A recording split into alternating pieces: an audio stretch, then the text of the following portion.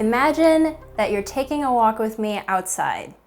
It's a beautiful sunny day, and we're climbing up a small hill, and we've reached the peak.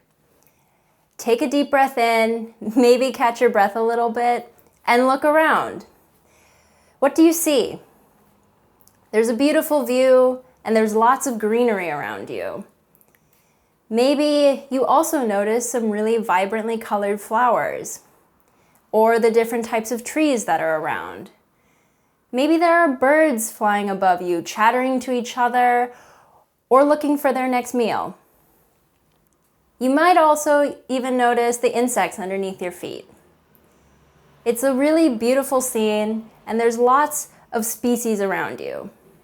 But have you ever stopped to think about what makes us unique from other species? Or more broadly speaking, how did we all get here? My name is Maiko Kitaoka, and I'm a PhD candidate at UC Berkeley. This is a photo of me in front of the Golden Gate Bridge, and I hope you can also appreciate that there are plants around me as well as some hidden marine animals behind me in the water. Again, there's a lot to see here, and I hope that by the end of my talk, I'll be able to convince you that all of us got here through a combination of cell division and evolution. Now, these are both two very different scales in biology, but they're both crucial to helping us get to where we are today. So let's start with cell division. This is an essential process that all of our cells go through. And actually, every organism starts with cell division. For humans, we all start as single fertilized egg cells. But actually, the human body is made up of trillions of cells. So in order to create that sheer number, we have to go through many cell divisions in the first few hours of life. And in this video, you're looking at a single fertilized frog egg that goes through many rapid and successive divisions in the very first hours of life. So you can imagine that if this process didn't happen at all, or if it went horribly wrong, you would not be able to build a frog at the end of the day. And that is true for humans, for insects, and for any other organism. But remember, we're also thinking about how we got here on the grander timescale of evolution. And I'm specifically interested in a process called hybridization, where two species mix to create new species and new organisms. You've actually probably already run into some hybrids, perhaps at the fruit section of your grocery store, where a lot of summer fruits are actually hybrids, like this example of pluots and apriums, which are made from plums and apricots. But actually, a lot of the tree of life uses hybridization in its evolutionary history. Even humans have evidence of interbreeding it with early human hominids in our evolution. So it's really not just a tool that farmers use to make more delicious summer fruits. But there's a catch to this. In the tree of life, and when you go outside and see the different species around you, you're really only able to see the species that have survived, or the hybridizations that worked out in the evolutionary timescale. But not all hybrids work. Many end up being sterile and cannot continue reproducing, but also many pairings don't work out. Now, this is probably intuitive to you if you think about the example of the princess and the frog, where in the absence of magic, it makes sense that this princess and this frog are probably not going to make a hybrid that works out. But this is where my research comes in. I use closely related frog species to ask the question of what failures arise in cell division due to hybridization. Now, to answer this question, I first need to introduce you to my cast of froggy characters. I use 3 different species of African clawed frogs from the genus Xenopus. And here I'm showing Xenopus laevis, the big frog on the left. In the middle, we have the smaller frog, Xenopus tropicalis. And on the right, we have Xenopus borealis, a medium-sized frog. These frogs are really easy to keep and maintain in the lab, but importantly for my work, were able to isolate their eggs and sperm in order to figure out which hybrids work and which ones don't by mixing and matching them. As you can see in this matrix, if we do these types of experiments, we're actually able to create many different hybrids from these 3 species.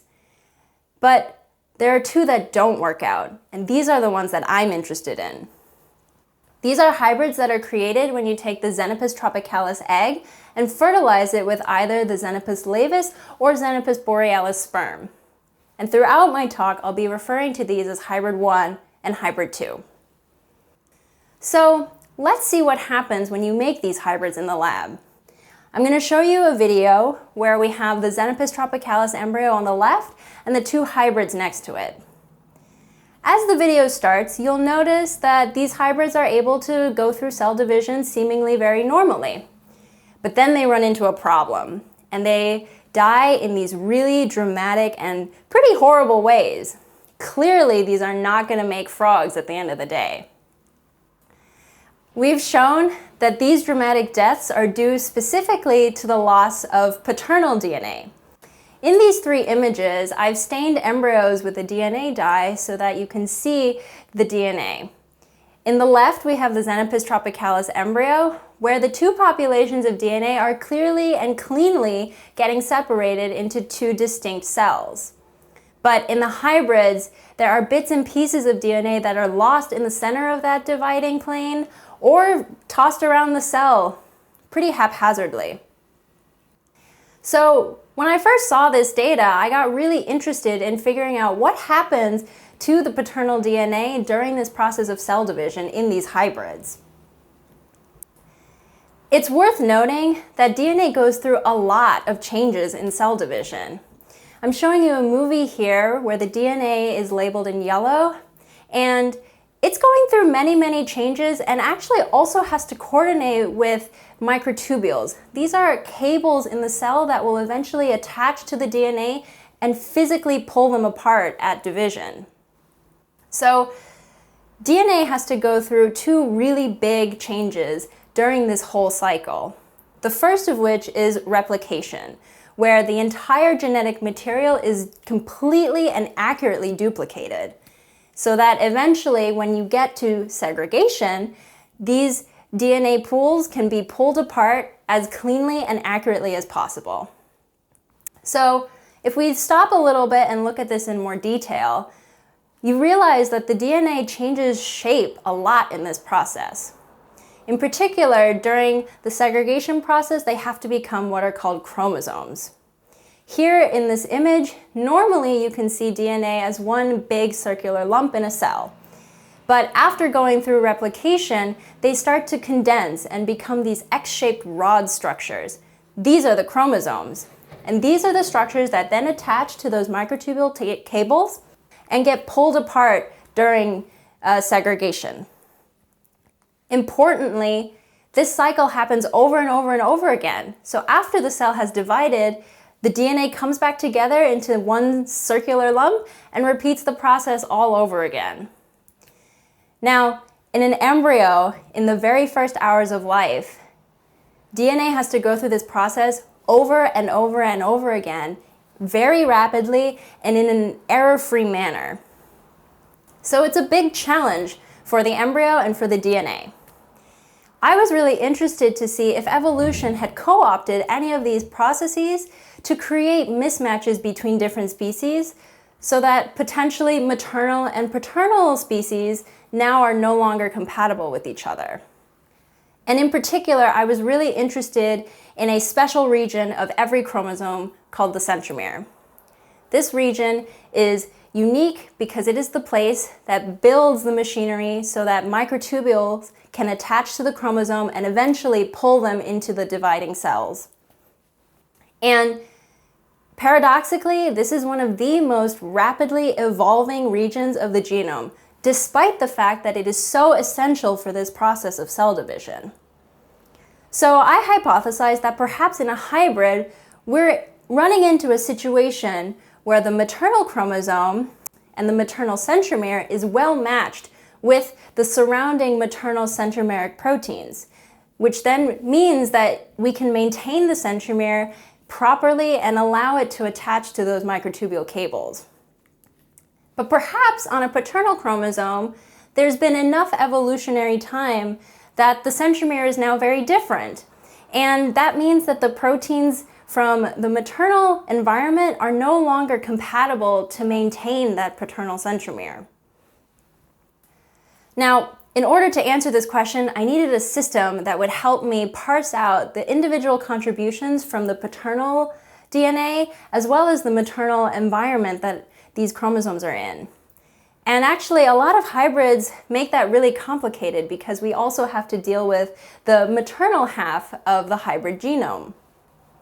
But this is where my Xenopus frogs are the perfect system to answer this question, because we can make what's called Xenopus frog egg extract, where we can collect the thousands and thousands of eggs that female frogs lay, spin them very, very quickly to separate out the cellular layers, and then isolate just the cytoplasm from these eggs. This is essentially a cellular soup. It has all of the proteins and other biomolecules necessary to maintain cellular activity. And importantly, it's just from the maternal species without any other DNA or membranes or other contaminating components. And so using this system, I'm able to add in different species' paternal DNA to see what happens when they enter maternal cytoplasm. And because this cellular soup is still really active, we can look at DNA replication as well as mitotic chromosomes to see what's happening in a much more simplified and controllable environment that mimics the embryo in vitro. So I was really excited to use this system and look for the centromere or any other markers on mitotic chromosomes. And here I'm showing you a single Xenopus tropicalis chromosome that has a very normal centromere. And you can see on this chromosome that there is one particular spot labeled with this green centromeric protein. But I was really curious to see that in the hybrids, some chromosomes actually had no centromeric protein marks at all.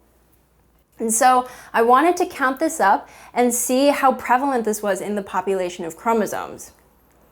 Here in this graph, I'm looking at two different time points of chromosomes, where t equals 0 corresponds to a time point before DNA replication, and 1 hour corresponds to a time point after DNA replication. And on the y-axis, I'm looking at the number of chromosomes that have centromeres in a total population. And when I did this quantification, I was really interested to see that the hybrids start to lose some centromeres only after going through DNA replication. So this gave me a really interesting phenotype to study, and I was really interested in trying to figure out how I could rescue these centromeres in the hybrids. Is there something that I could do to save the centromeres and make sure that they are maintained in hybrids? So first off, let's start with hybrid 1. I wanted to see if the rapid evolution of the centromere and the centromeric proteins were contributing to this loss of centromeres in hybrids. So I tried to add in to my system just a maternal version of a specific centromere protein called CEMP-A. And as you can see from this graph, that actually didn't give me any rescue of any centromeres. But when I added in the paternal version of the centromeric protein CEMP-A, I started to see more centromeres in the hybrid 1 chromosomes. And this was even more evident when I also added in a paternal specific centromere helper protein called HDRP. So that essentially now all of these chromosomes still maintained their centromeres after DNA replication. And this is really exciting because you can essentially see evolution at work. Clearly, there's something about these paternal chromosomes and these paternal centromeres that are a little bit different, that only the paternally matched proteins are able to help maintain that locus, and the maternal proteins in the hybrid were not doing the job. Now, you may also recall that I actually have two hybrids that I'm interested in, and at this point you might be wondering what happened to hybrid 2. And I was really excited after seeing my results from Hybrid 1 that I went and tried all of the analogous experiments for Hybrid 2 to look for the same type of centromere incompatibility. But actually, all of my data was negative. I was really disappointed and really confused because there's a lot that happens in cell division, and I had no hints of where to go next. So this is essentially what my brain looked and felt like, and I didn't know what to do next. Until one day, I was looking at a data set from Hybrid 2, and again, I was looking for centromere rescue, so I was really disappointed that I wasn't getting any positive data. And then I noticed something interesting about the chromosomes. Normally, chromosomes look like these rod-shaped spaghetti structures, but some chromosomes in my Hybrid 2 dataset had these really weird, ultra-thin, stretched regions. And at first I brushed this off because maybe it was just an anomaly. Perhaps I did something that day to change the prep a little bit. But then I started noticing them more and more and more in this dataset.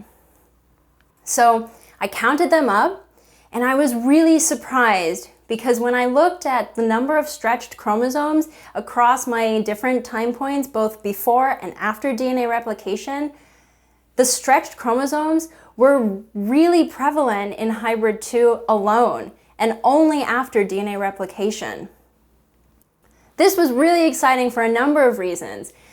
It was one of the first hints I had of something going horribly wrong in the hybrid, but also other people have seen these types of chromosome shapes and morphologies before.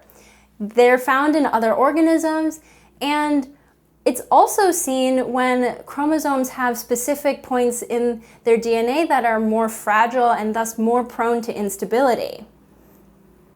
This actually changed my whole paradigm about how I thought about this part of my project. Up until this point, I had been focusing almost exclusively on the segregation half of this DNA cycle, and I was completely ignoring the replication half of it, how the DNA prepares itself and duplicates itself prior to segregation. And it's well appreciated that DNA replication can be really stressful, and this could actually lead to DNA breakage or other aberrations. Specifically, sometimes the replication machinery hits a stressful point in the chromosome and it stops. When this happens, there's a protein called P97 that comes in and helps remove that replication machinery off of the chromosome. This can lead to small nicks and breaks in the DNA that are quickly repaired. But I was really interested to see if my Hybrid 2 chromosomes were undergoing more replication stress than normal. So I wanted to see if I could inhibit the action of P97 so that the replication machinery will stay on the chromosome, even if it's stalled, but then there wouldn't be any resulting chromosome breakage, or stretching perhaps. And when I did this experiment, I was so excited because when I treated this Hybrid 2 with this drug, I was able to rescue and maintain many, many more centromeres and reduce the number of stretched chromosomes that I saw in Hybrid 2. So, in my project looking at two different hybrids, I've actually discovered two different failures in cell division. In my first hybrid, we have centromeric incompatibility, where the paternal chromosome has evolved and changed over time enough that now the maternal proteins are no longer well matched to the paternal centromere to keep that region of the chromosome well maintained. And my second hybrid suffers from increased amounts of replication stress, so that eventually many of the chromosomes end up stretched as a result. And this is really interesting to me because these are two different hybrids with two completely different mechanisms that failed in cell division because of hybridization. And I know, and many other people know, that there are more mechanisms and more potential avenues of failure in cell division alone. So it's very cool to see how evolution has co-opted this single essential process of cell division to create barriers across species. And it really points to this fact that not only did we get here due to early cell divisions that built up our cells, but we also got here through this combination with evolution. Importantly, I want to point out that just because hybrids fail doesn't necessarily mean that it's a bad thing. The failures in hybridization also help to keep species unique and separate from each other, contributing to the world's biodiversity. And particularly in a time when we're often losing more biodiversity, studying these types of failures in hybridization help us to understand how we might protect, enhance, or even recreate some biodiversity in our world today. Thank you.